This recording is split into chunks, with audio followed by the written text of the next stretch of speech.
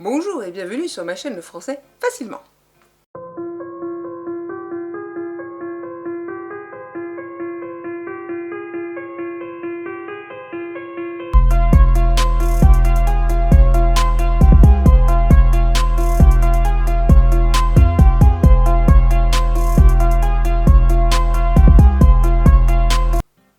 Je vois dans de nombreux messages, mails, SMS ou autres, qu'il y en a encore beaucoup qui sont en conflit avec ce qu'on appelle les homophones grammaticaux.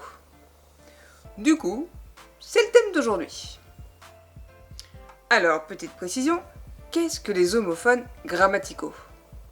Eh bien, en fait, c'est les mots qui se prononcent pareil, mais ils ne s'écrivent pas forcément pareil, et surtout, ils n'ont pas le même sens. Et en plus, ils ne sont même pas de la même classe grammaticale. Alors, commençons avec le classique A, A, A, A. Alors déjà, le A sans accent, c'est le verbe avoir. Il est conjugué à la troisième personne du singulier, au présent de l'indicatif. Du coup, c'est simple. Pour le reconnaître, vous changez le temps. Eh bien, par exemple, vous n'avez qu'à le mettre à l'imparfait. Comme ça, vous entendrez tout de suite si c'est le verbe avoir ou pas, s'il change ou pas, du coup, en le conjuguant. Exemple. Il a un nouveau balai. Eh bien, à l'imparfait, ça donne « il avait un nouveau balai ». Donc, vous voyez bien que le « a » se transforme en « avait ». Donc, du coup, c'est bien le verbe avoir. Donc, pas d'accent. Ensuite, le « AAS ». Eh bien là, c'est encore le verbe avoir, mais à la deuxième personne du singulier. Toujours conjugué au présent de l'indicatif. Eh bien là, c'est pareil. On change le temps. On fait juste attention au sujet. Pour pouvoir repérer si c'est la deuxième personne ou pas. Exemple. Tu as ça dans le sang. Ça devient à l'imparfait, par exemple. Tu avais ça dans le sang. Du coup, tu... Donc deuxième personne du singulier, donc AAS. Alors, le A avec accent. Eh bien là, c'est une préposition. Du coup, si on change le temps de la phrase, le A ne changera pas. Exemple. Tu rentreras à minuit. À l'imparfait, tu rentrais à minuit. Le A ne change pas, car c'est la préposition. Donc, on y met bien un accent. Et enfin, le A, donc AH. Et bien là, c'est une interjection. Pour le repérer, on peut le remplacer par O. Exemple. Ah, la belle mariée. Oh, la belle mariée. Le A, AH, va permettre d'exprimer un sentiment, une affection, ou encore la surprise. Ensuite, continuons avec c'est ou c'est. Alors, c'est apostrophe EST, c'est ce qu'on appelle un présentatif. Ça va être ce, donc là du coup, il est transformé en C apostrophe, plus le verbe être. On l'utilise pour présenter, montrer ou désigner quelque chose ou quelqu'un. Exemple, c'est le Nimbus 2000.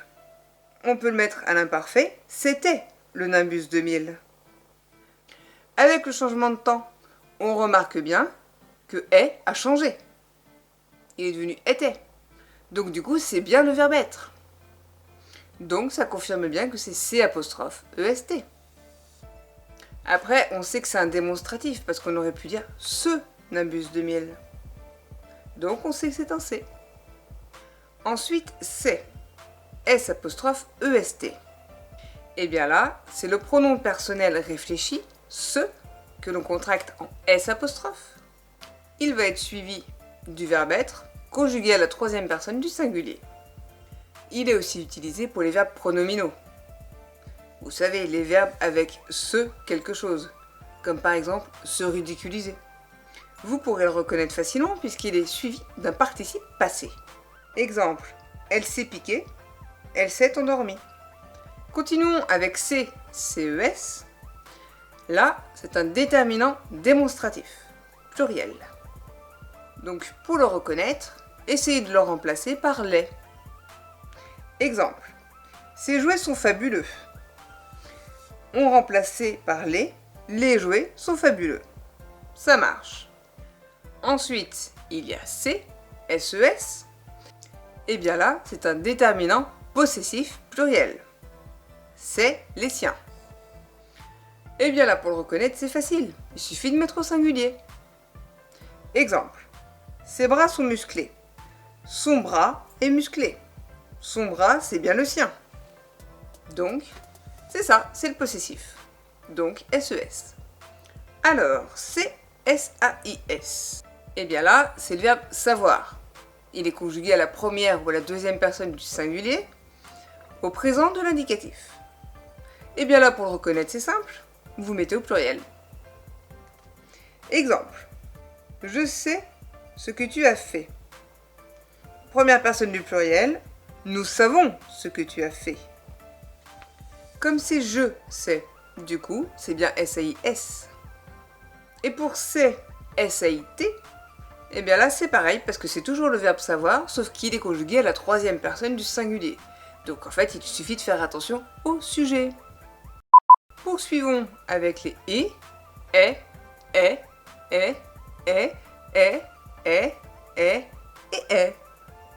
Alors, ET, c'est la conjonction de coordination. C'est pour relier deux choses dans une phrase. On peut le remplacer par mais, aussi, ou, et puis. Tout dépend de la phrase, quoi. Exemple. Il aime le chocolat et les bonbons. Il aime le chocolat, mais aussi les bonbons.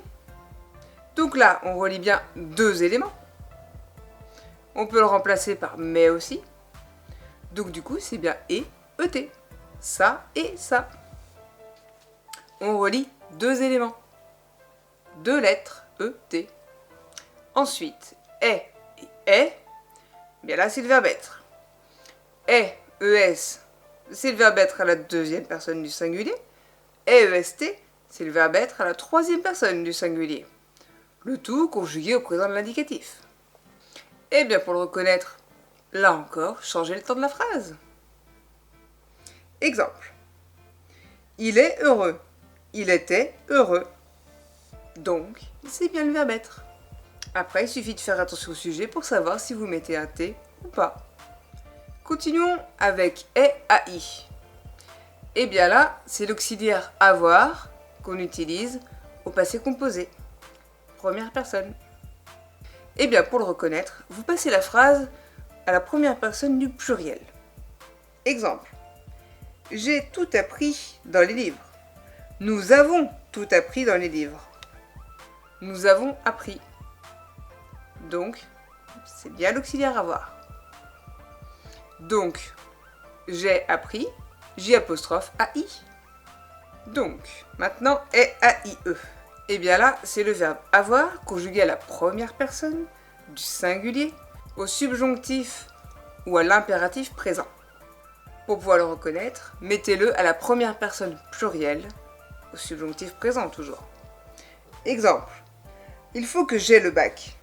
Ça devient il faut que nous ayons le bac. Nous ayons. Donc, c'est bien le verbe avoir. Après, est ou est, eh bien c'est encore le verbe avoir. Donc là, à la deuxième, troisième personne du singulier, et respectivement troisième personne du pluriel. Toujours au subjonctif. Et bien là c'est pareil. Vous le mettez à la première personne du pluriel du subjonctif, vous le reconnaîtrez. Exemple. Il faut que tu aies le bac. Il faut que nous ayons le bac. Donc on reconnaît toujours le verbe avoir. Et enfin, est. EH. Et bien là, c'est une interjection. Un sentiment, une surprise. Du coup, pour le reconnaître, vous pourrez le remplacer par O, A, OE. Exemple. Hey, vous êtes là. Oh, vous êtes là. Continuons avec les la. La.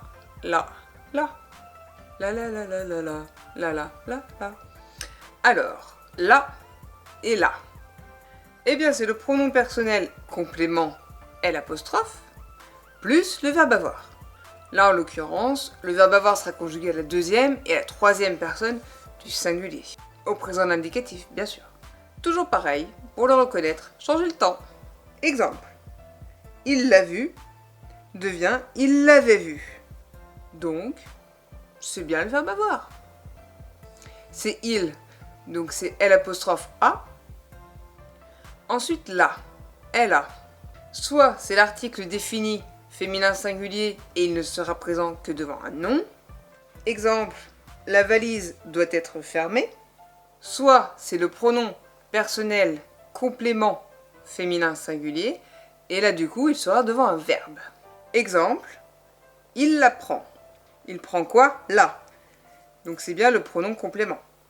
Et enfin là, avec un accent, c'est l'adverbe de lieu. Donc on peut le remplacer par ici. Exemple, venez par là devient venez par ici. C'est bien pour signifier le lieu. Venez là. Donc là, on met l'accent.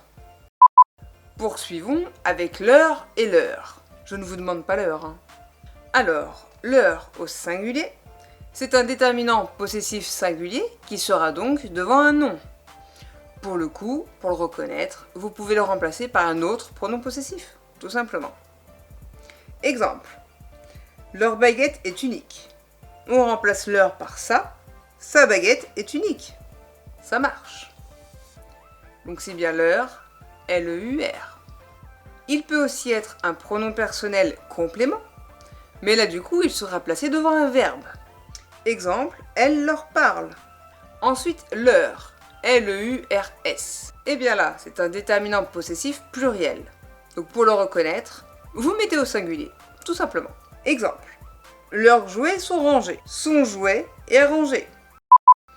Continuons avec mais et mais. Alors, mais, M-A-I-S, c'est une conjonction de coordination. Elle peut être remplacée par cependant, par exemple.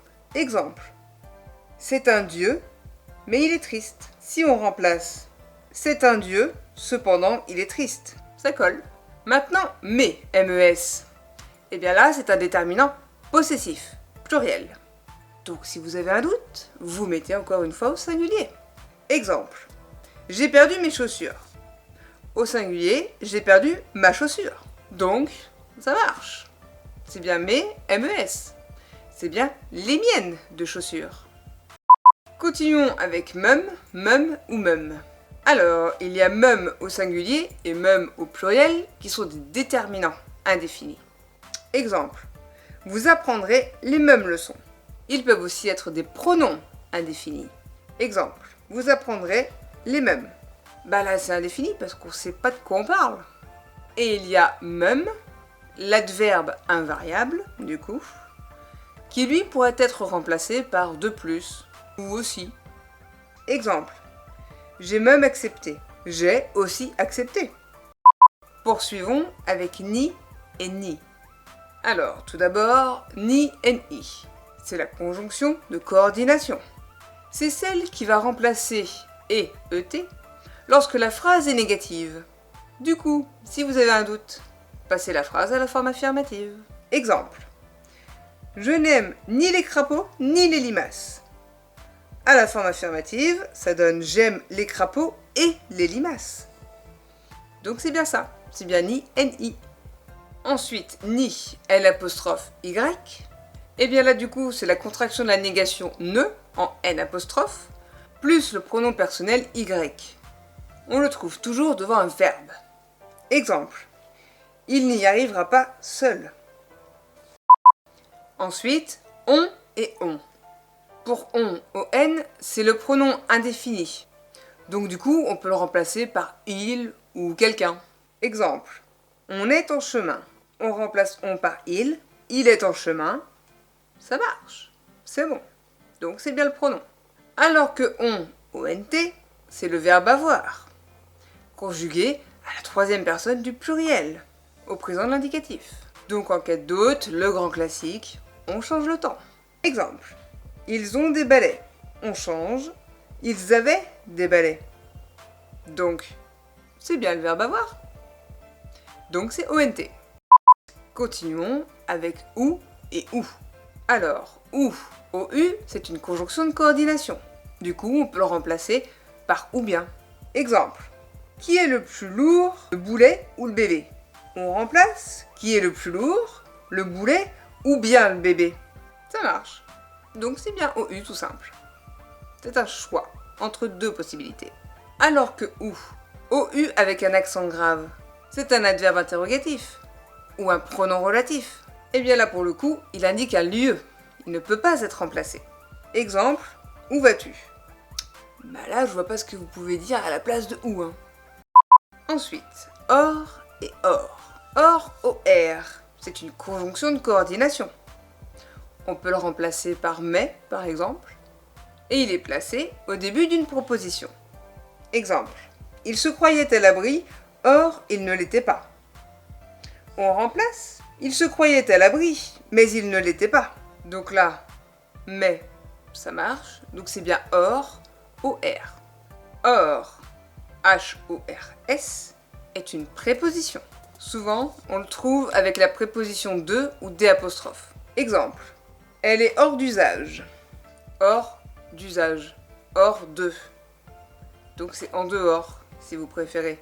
Vous inversez. Hors de. Hors d'usage. Hors de. Hors. Ensuite, les mots prêt et prêt. Le mot prêt, P-R-E, accent circonflexe, T, c'est un adjectif qualificatif. Du coup, pour le reconnaître, il vous suffit de le mettre au féminin, tout simplement. Exemple, il est prêt à partir. Elle est prête à partir. Le mot prêt, P-R-E, accent grave, S, c'est un adverbe. Vous pouvez remplacer par près de. Exemple, ils sont près du terrain. Si on remplace, ils sont à côté du terrain. Donc, c'est bien près dans le sens d'à côté. Ils sont pas loin. Donc près, accent grave S. Continuons avec quand et quand. Alors, quand est une conjonction de subordination que l'on peut remplacer par lorsque. Exemple, quand le chat n'est pas là, les souris dansent. Donc ça nous donne lorsque le chat n'est pas là, les souris dansent. Il peut aussi être un adverbe interrogatif. Et là, du coup, on pourra le remplacer par exemple par à quelle heure. Exemple, quand part le bateau? À quelle heure part le bateau? Ça marche. Ensuite, quand, avec un T, suivi de A, O ou O, et bien là, c'est une locution permettant de mettre en lumière un morceau de la phrase. Exemple, quant à toi, tu ne perds rien pour attendre. Et enfin, quand, donc là, c'est le pronom interrogatif que qui va être contracté, plus le pronom complément en. Exemple, quand conclut-il? Là, on peut le remplacer par qu'est-ce que. Du coup, dans la phrase, ça donnerait qu'est-ce qu'il en conclut. Poursuivons avec les sans. Alors, sans, c'est une préposition. On peut la remplacer par son contraire, avec. Exemple, il est parti sans ses amis. Il est parti avec ses amis. Ensuite, sans et sans, c'est le verbe sentir. Donc à la deuxième personne et à la troisième personne du singulier au présent de l'indicatif. Pour le reconnaître, vous pouvez le remplacer par percevoir, par exemple. Exemple, sens-tu cette odeur? Perçois-tu cette odeur? Ça marche. Passons avec odeur. Il y a de grandes chances que ce soit le verbe sentir. Après, sans, S'-N, c'est le pronom réfléchi se, donc contracté, forcément, en S', plus le pronom en. Pour le reconnaître, vous pouvez le remplacer par de cela. Exemple, il s'en aperçoit. Ça donne il s'aperçoit de cela. Ensuite, sans, C'-EN. Et bien là, c'est le pronom démonstratif se plus le pronom en. Là, vous pourrez le remplacer par ceci pour pouvoir le reconnaître. Exemple, c'en est trop. Ça devient ceci est trop. Et enfin, sans, CENT. C'est le nombre, tout simplement. Exemple, sans un dalmatien. Continuons avec les ce et ce. Alors, ce, SE, c'est le pronom personnel réfléchi. On le trouve devant les verbes pronominaux. Exemple, il se rase. Ensuite, ce CE, c'est le pronom démonstratif. Donc on va le retrouver devant une proposition relative. Exemple, ce que tu sais est impressionnant. C'est aussi un déterminant démonstratif singulier. Là, vous pourrez le remplacer par le pour le reconnaître. Exemple, ce livre est divertissant. Le livre est divertissant, ça marche aussi. Et enfin, ce, c'est un pronom démonstratif pluriel que l'on peut remplacer par les personnes. Exemple, ceux qui partent. On peut dire les personnes qui partent. Poursuivons avec son et son. Son, c'est un déterminant possessif singulier. On peut dire le sien. Ou encore, on peut le remplacer par c'est. Exemple, son air innocent, c'est bien le sien. Donc, on peut le remplacer aussi par c'est. Ses airs innocents. Ensuite, son, S-O-N-T. Bien là, c'est le verbe être conjugué à la troisième personne du pluriel au présent de l'indicatif. Si vous avez un doute, vous avez qu'à le mettre au singulier. Exemple, ils sont roux, elle est rousse. C'est bien le verbe être, donc du coup, faut un T à la fin. Poursuivons avec tout, tout, tout et tout. Alors, tout, T-O-U-T, c'est un adverbe. Il est donc invariable. Il est placé devant un adjectif qualificatif et on peut le remplacer par entièrement ou tout à fait. Exemple, il est tout vert. Il est tout à fait vert. Bon, bien évidemment, il y a une petite exception. Il sera variable devant un adjectif féminin qui va commencer par une consonne ou un H aspiré. Exemple, des eaux toutes limpides. Limpide, c'est féminin, commençant par une consonne, donc du coup, ce sera toutes, exceptionnellement. Après, il y a tout et tout qui sont des déterminants indéfinis. Là, on va les trouver devant un nom ou un groupe nominal. Exemple, je vous écoute tous les jours. Ils peuvent aussi être des pronoms indéfinis. Et là, du coup, ils vont remplacer un nom ou un groupe nominal. Exemple, tous ont chanté. Et enfin, tout, T-O-U-X, là c'est un nom, c'est l'atout. Quand on tousse. Exemple, il a une mauvaise toux. Terminons avec quel et quel. Alors, quel est un adjectif. Du coup, il va falloir rechercher le nom auquel il se rapporte pour pouvoir connaître sa terminaison. Exemple, quel garçon, quel grand champion, quelle jolie rose, quelles bonnes affaires. Et enfin, quel, Q apostrophe E2LE, et bien là, c'est la conjonction que, plus le pronom sujet elle. Eh bien c'est simple, pour ne pas vous tromper, vous mettez au masculin. Exemple, quelle est belle ta robe, qu'il est beau ton pantalon. Je vais vous donner un contre-exemple, pour mieux illustrer. Quelle belle robe, qu'il beau pantalon, ça ne fonctionne pas. Donc c'est quelle, Q-U-E-2-L-E. Quelle belle robe. Voilà, j'espère que vous ne vous tromperez plus. N'hésitez pas, likez, partagez, commentez et regardez-la plusieurs fois si vous avez encore des doutes. Bonne journée, à la prochaine!